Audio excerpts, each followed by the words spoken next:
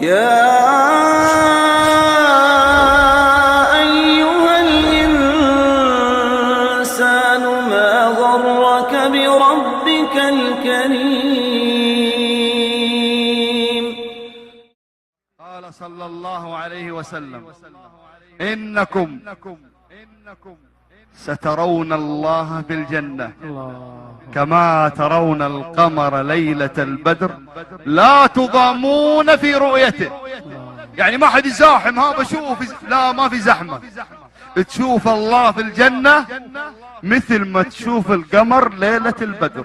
يا الله يا الله يا اخوان، اقسم بالله العظيم ما تنعم اهل الجنة بنعيم اعظم من النظر الى وجه الله الكريم.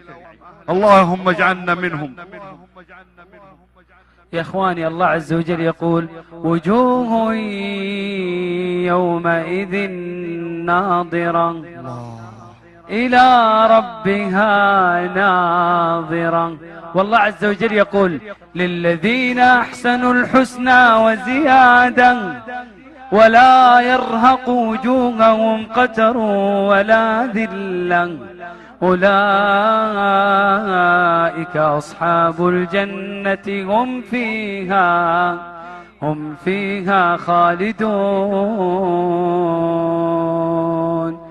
تعرف في وجوههم نظرة النعيم يسقون من رحيق مختوم ختامه مسك وفي ذلك فليتنافس المتنافسون. وإن للمتقين لحسن مآب، جنات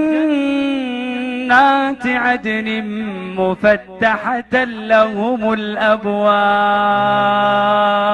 تبارك الذي نزل الفرقان على عبده ليكون للعالمين نذيرا.